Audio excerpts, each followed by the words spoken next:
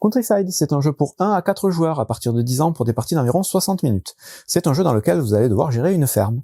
Tout ça à base de cartes, vous allez essayer de produire différentes choses, des fruits, des légumes, du lait, gérer les animaux, gérer un peu les personnages qui vont travailler dans cette ferme. Le but du jeu, c'est d'avoir le plus de points à la fin, donc d'avoir la ferme la plus prolifique. Tout au long d'un certain nombre de tours, il faudra, pour déclencher la fin de partie, atteindre un certain nombre de points de victoire, de prestige. Et celui qui aura le plus de points qui sera déclaré vainqueur. Pour la mise en place, vous allez commencer par mettre justement le plateau de scoring en haut, donc avec un marqueur à la couleur de chaque joueur. Donc là, j'ai mis qu'un seul joueur, mais en fonction de combien vous êtes, chacun met un marqueur sur la position 0, et donc c'est une piste qui va jusqu'à 29 points. En dessous de cette piste, vous aurez des tuiles d'objectifs à placer. Là, il y en a plusieurs dans la boîte, elles sont toutes recto verso. Il faudra juste faire en sorte de mettre une tuile avec une petite étoile sur la gauche, une avec 2 étoiles au centre, la grande tuile, et une avec 3 étoiles à droite. Et ensuite, vous avez des côtés A, B que vous choisirez. Donc là, j'ai fait une mise en place, on va dire, standard pour une première partie. Une fois que vous avez fait ça, vous allez prendre le gros tas de cartes, donc les cartes, différentes cartes du jeu, que vous allez mélanger et que vous laissez pour l'instant en tas de côté. Vous allez prendre aussi l'autre type de cartes du jeu, ce sont les cartes de terrain. Donc là, il y a 5 types de cartes différents qui sont identifiables par leur petit logo au centre, au verso des cartes. Vous avez les cartes jardin, vous avez les cartes de prairie, les cartes maison, les cartes de grange et les cartes de champ. Ces cartes-là, donc, vous les mélangez, vous mélangez chaque tas différemment, et chaque joueur va piocher une carte de chaque tas qu'il va prendre dans sa main. Donc on aura 5 cartes de terrain en début de partie. Ensuite, vous allez déterminer un premier joueur, et ce premier joueur va piocher 5 cartes du tas principal qu'il va rajouter à sa main. Le second joueur en piochera 6, le troisième en piochera 7, le quatrième en piochera 8. Si vous jouez uniquement à 2, le second en piochera directement 7. Donc 5 pour le premier, 7 pour le second. Ces cartes, évidemment, on peut les regarder, hein, je les ai laissées cachées, on va les dévoiler tout de suite.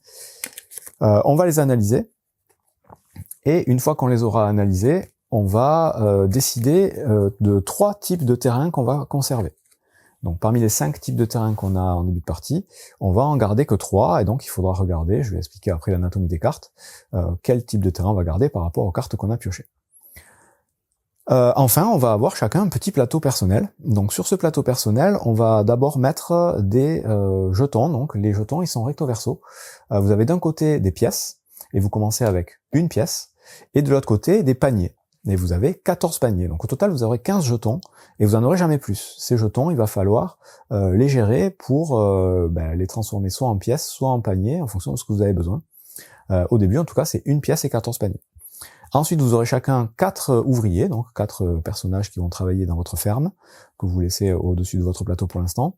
Et vous avez enfin des petits marqueurs, qui sont des marqueurs d'objectifs, qui au début de la partie sont placés en bas de votre plateau, en fonction des petits icônes, des petits ronds qu'il va y avoir sur les plateaux. Donc là, il y en a 2 petits ronds, donc on met 2 marqueurs. Tout en bas, il y en a qu'un, par exemple, donc on met que 1 marqueur. En fait, ça bloque ces emplacements d'action sur votre plateau. Pour pouvoir les débloquer, il faudra résoudre des objectifs. C'est comme ça qu'on va enlever les marqueurs et débloquer du coup les actions. Sinon, vous allez avoir tout un tas d'actions déjà préimprimées que je vais expliquer juste après. Vous pouvez donner éventuellement une petite cartette de jeu à chaque joueur, donc qui va déterminer les 2 types d'actions qu'on pourra faire à son tour, et les différents icônes qu'on va pouvoir trouver un petit peu partout dans le jeu. À partir de là, comme je vous disais, on analyse nos cartes, on décide de quel type de terrain on va garder. Donc là, on doit en garder 3. Je vais garder par exemple celui-ci, celui-ci et celui-ci. Et les autres, on les remet sous la pioche correspondante. Donc là, je remets la grange ici et le jardin ici, sous la pioche. On pourra plus tard récupérer de nouvelles cartes. Ces cartes-là, on les met face visible devant nous, directement. Et chaque joueur va faire ça. Donc là, encore une fois, j'ai installé le matériel que d'un joueur. Chaque joueur va avoir son petit plateau et ses petites cartes devant lui. Les autres cartes, on les garde en main. Par contre, on les montre pas aux autres joueurs. Ce sont les cartes qu'on va pouvoir essayer de jouer sur les différents terrains qu'on a devant soi. À partir de là, on est prêt à commencer la partie. Et donc, une partie de Countryside va durer un certain nombre de tours jusqu'à ce qu'on déclenche la fin de partie qui arrivera dès qu'un joueur arrive au bout de la piste de points de victoire ici. Dès qu'un joueur arrive à la dernière case, il continue à marquer des points en revenant à 0, mais ça déclenche la fin de partie. À partir de là, chaque joueur aura 2 tours à jouer, y compris celui qui a déclenché la fin de partie, pour continuer à marquer des points. Et au bout de ces 2 tours, celui qui aura le plus de points sera déclaré vainqueur, tout simplement. Et j'ai pas dit, mais bien évidemment, avant de commencer la partie, on va dévoiler 7 cartes du tas de cartes qu'on va mettre sous le plateau de scoring. Face visible, c'est le marché, c'est là-dedans qu'on va pouvoir aller récupérer des cartes. Et donc comment ça va marcher? À tour de rôle, donc en commençant par le premier joueur, on va avoir 2 possibilités. Première possibilité, c'est d'utiliser un de nos ouvriers disponibles pour le placer sur son petit plateau sur une des cases à côté de laquelle il y a le dessin d'un meeple, d'un ouvrier. Quand on se place sur une de ces cases, bien évidemment, on fait l'action qui correspond à la case. On fait son action, puis c'est au joueur suivant de faire une action en plaçant éventuellement un de ses ouvriers. La deuxième possibilité qu'on va avoir à son tour, à partir du moment où on aura placé des ouvriers, c'est de récupérer tous les ouvriers qui sont sur son plateau pour les remettre disponibles.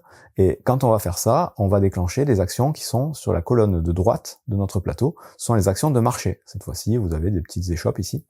C'est ces actions-là qu'on va pouvoir déclencher et on va les déclencher en fonction du nombre de personnages qu'on va récupérer. Je vais y revenir. Donc voilà les 2 seuls types d'actions. On place un personnage, on fait l'action, ou bien on récupère tous nos personnages pour les rendre disponibles et on fait des actions de la colonne de droite. Ces actions-là, il y en a de différentes sortes, je vais les expliquer. Mais avant de rentrer dans le détail des actions, je vais expliquer un peu l'anatomie des cartes.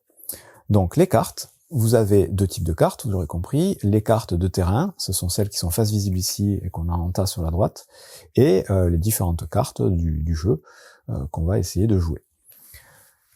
Les cartes de terrain, vous avez en bas à gauche le rappel du type de terrain que c'est. Donc les champs, les maisons, les prairies, et il y en a 2 autres. À côté de cette icône, vous avez une petite carte grise avec un chiffre dessus. Ce chiffre dessus, c'est le nombre de cartes que vous allez pouvoir placer par-dessus ce terrain. Donc là, dans mon champ ici, je vais pouvoir empiler jusqu'à 5 cartes maximum. Dès que j'aurai mis mes 5 cartes, je ne pourrai plus en jouer sur cet endroit, il faudra que je joue ailleurs. La maison, c'est 5 cartes aussi. Ici, c'est 4 cartes. Des fois, ça va être 2, 3, ça dépendra. En dessous des cartes de terrain, ça va être des conditions qui vont nous faire marquer des points. Les points de victoire, c'est toujours le petit symbole jaune avec une valeur au centre. Donc la valeur, c'est le nombre de points. Et le symbole jaune, c'est l'icône de points de victoire.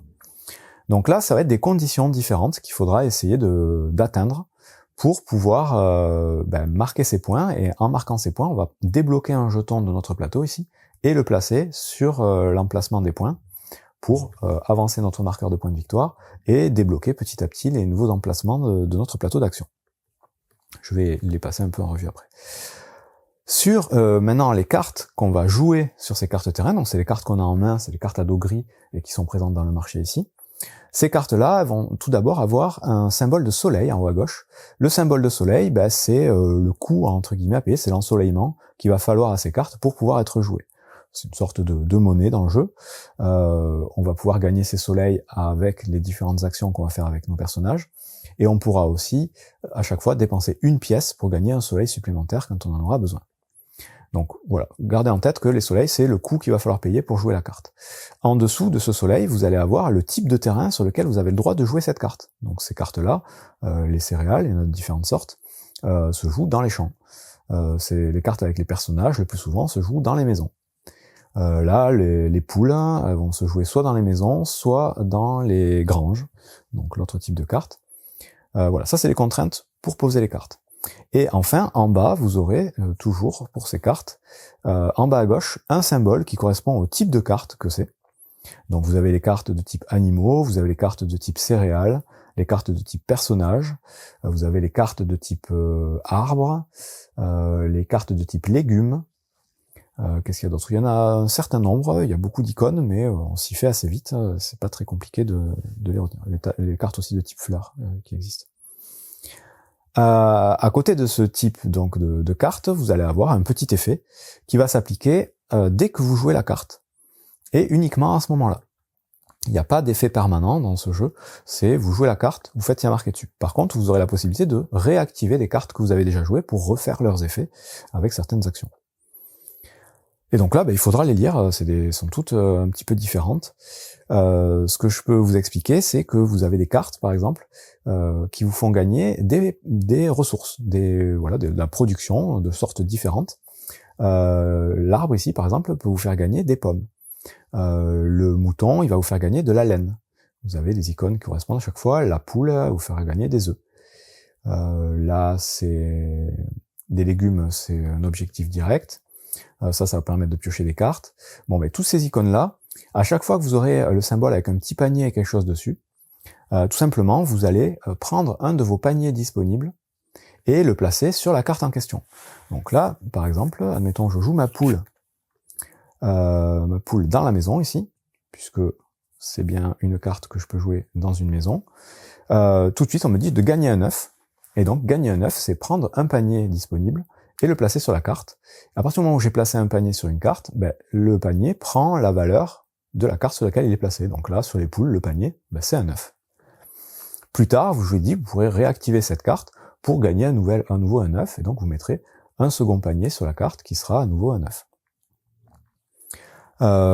Si vous jouez donc une carte mouton dans une prairie, admettons j'ai gagné cette carte, et je vais la jouer dans ma prairie ici, puisque ça marche, tout de suite je gagne une laine. Là c'est pareil, je vais prendre un panier, c'est le même jeton, mais je le mets sur cette carte-là, et donc ce panier-là, c'est de la laine, et c'est plus un œuf.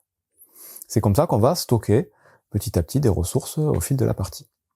Je vais pas aller plus loin dans le détail des cartes, parce qu'il y en a beaucoup, elles sont toutes différentes, je reviendrai sur certaines spécificités un peu plus tard. Je vais revenir au tour de jeu. Donc je vais détailler les actions qu'on va pouvoir faire avec ces ouvriers. Donc la première action ici sur le plateau, c'est une action qui va vous permettre de récupérer, je remets le plateau comme il était, 4 cartes du marché, mais 4 cartes adjacentes, obligatoirement. Donc vous pourrez prendre les 4 cartes ici, ou les 4 cartes là, en sachant que la dernière et la première carte sont connectées. Donc je pourrais prendre les 2 d'ici et les 2 premières, puisque on considère que ça fait une boucle. En tout cas, voilà, ça me permet de récupérer 4 cartes dans ma main. Dans notre main, on est limité à 12 cartes à la fin de notre tour. Donc au début on a un certain nombre, on va pouvoir en stocker plusieurs. Si jamais on dépasse 12, on doit défausser les cartes, donc on mettra des cartes en défausse à un moment ou à un autre, de toute façon. On ne doit jamais dépasser 12. Donc ça c'est la première action, mettre des cartes dans sa main.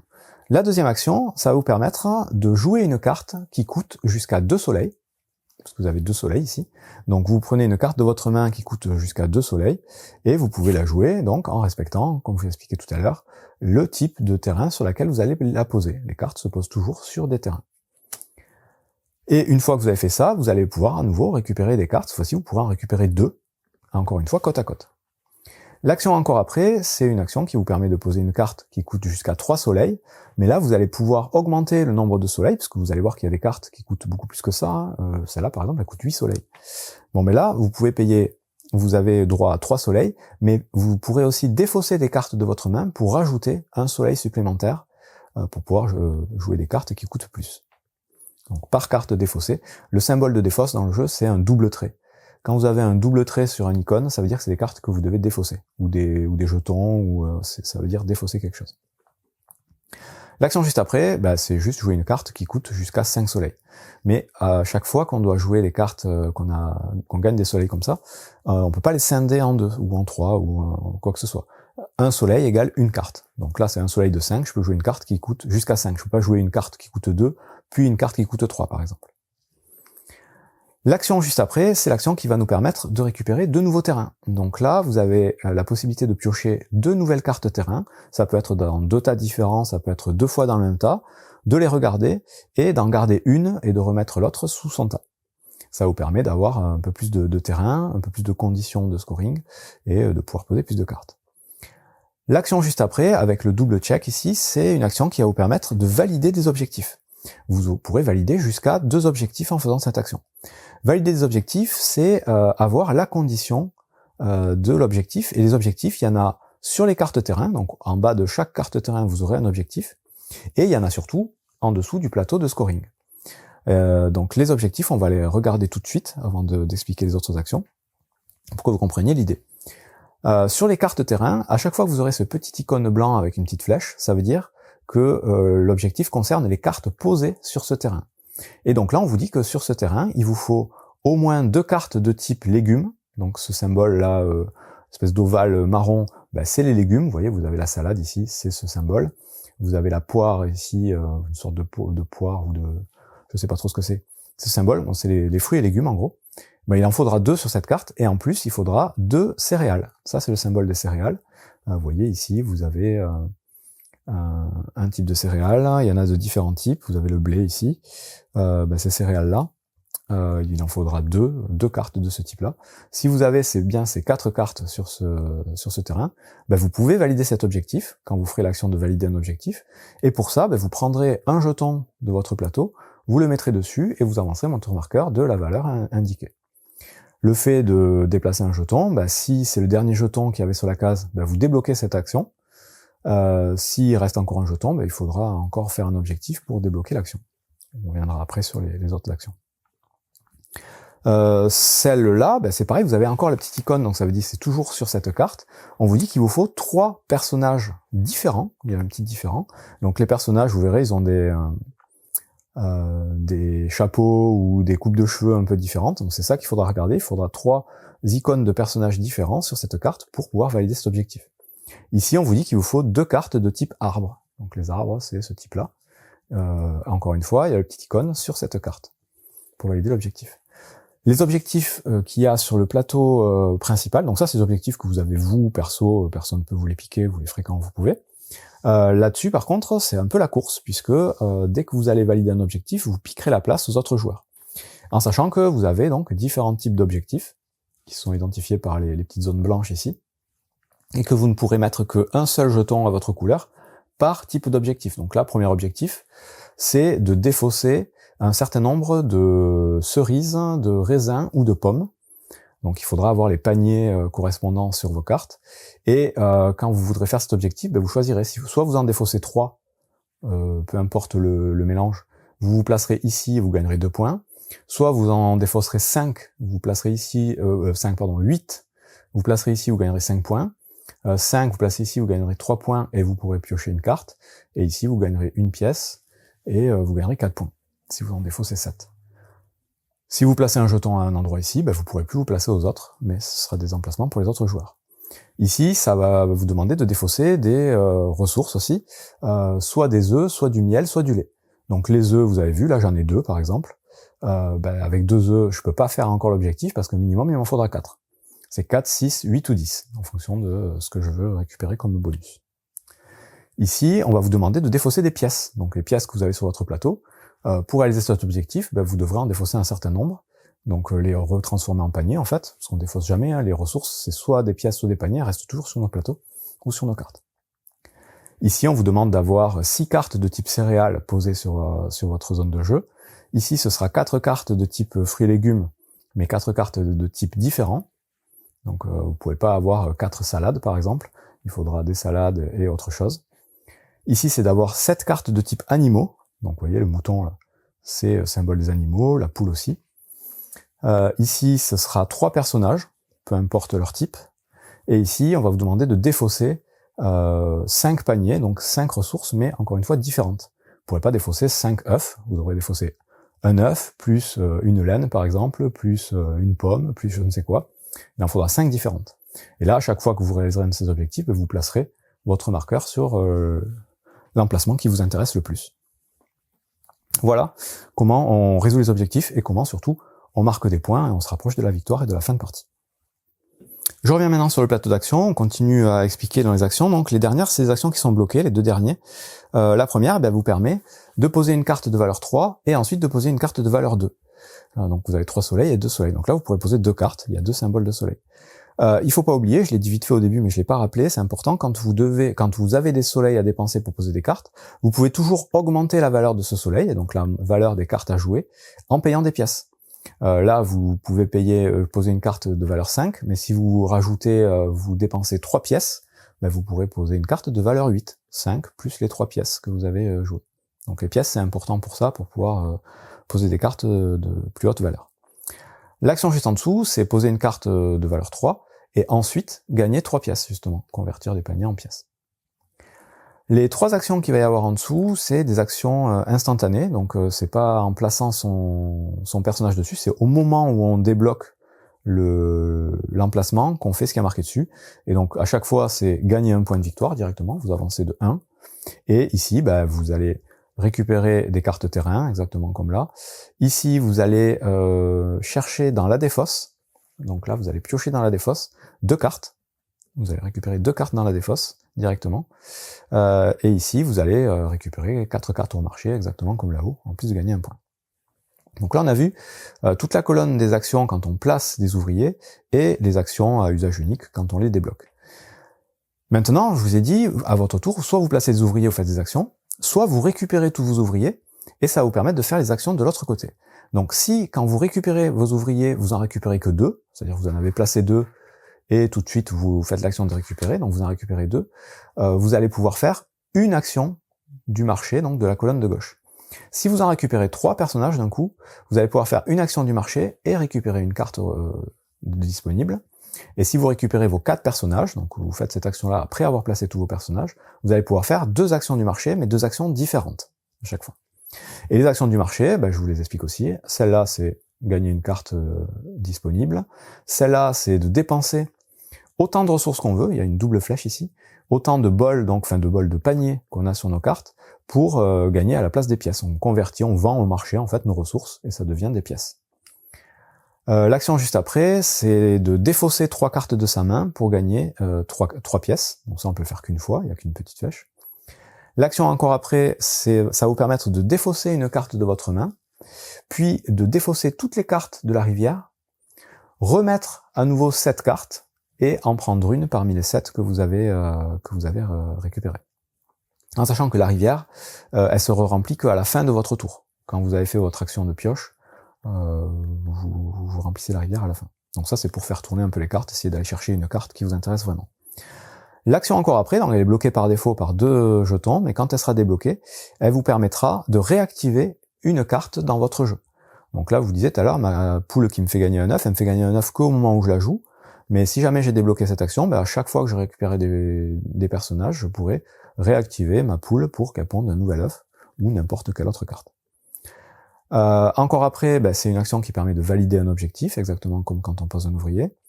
Et encore après, c'est le seul petit pouvoir qui est permanent, qui va vous permettre, à chaque fois que vous utilisez des soleils pour poser des cartes, de gagner la différence de ce que vous n'avez pas utilisé en pièces. Par exemple, vous vous placez là, vous avez 5 soleils, mais vous jouez une carte qui vaut que 2, les 3 de différence, vous les gagnez en pièces. Donc ça, ce sera à chaque fois que vous aurez débloqué cette action. Et c'est à peu près tout du coup pour le tour de jeu et toutes les actions qui vont être possibles. Après, évidemment, il va falloir regarder les cartes, trouver les petites synergies entre les cartes pour monter un petit peu en puissance et faire attention à remplir bien les objectifs petit à petit.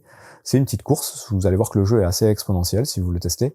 Au début, c'est très lent, tant qu'on positionne nos trucs, on marque pas beaucoup de points, et puis d'un coup, ça commence à marquer, et puis ça s'accélère sur la fin. C'est à peu près tout donc pour les règles du jeu. Je vous rappelle, la partie s'arrêtera dès qu'un joueur dépasse la 29e case, il repart ici, là, donc 30 points. Là, il reste 2 tours à chaque joueur, et ce sera le joueur qui sera le plus loin, qui aura le plus de points, qui sera déclaré vainqueur. C'est tout pour Countryside. Je vais vous expliquer juste que pour le mode solo, c'est exactement les mêmes règles. La seule différence, je vérifie, c'est qu'au début de la partie, vous allez piocher 7 cartes du deck au lieu de 5. Vous avez toujours les 3 zones à choisir. Vous allez défausser 3 cartes de votre main dans la défausse, donc vous aurez 7 cartes, mais vous devrez en jeter 3 en début de partie. Et enfin, vous allez faire 5 piles de 7 cartes grises, que vous allez mettre de côté en début de partie, c'est la seule petite différence. Et à chaque fois que vous mettrez fin à votre journée, c'est-à-dire à chaque fois que vous rapatrierez vos personnages, vous allez enlever toutes les cartes de la rivière et prendre une des 5 piles pour remettre cette carte, donc c'est des piles de 7 cartes, dans la rivière. Donc ça, vous allez faire à chaque fois, donc vous rapatriez les personnages, et si jamais vous videz la 5e pile, ce sera la dernière manche en fait du jeu. Vous allez jouer, et si jamais vous rapatriez vos personnages, ça mettra fin à la partie, et à ce moment-là, vous compterez vos points, et il faudra essayer d'avoir un maximum de points. Donc voilà la petite différence, il y a un petit compte-tour. C'est tout pour Countryside, et c'est un très bon petit jeu de collection de cartes et de construction de moteurs, que je trouve très intéressant et qui joue dans la même cour que Forêt Mixte. sauf que celui-là, il existe qu'en anglais pour l'instant, il n'est pas encore sorti en français, mais il mérite le coup d'œil. Voilà, bon jeu.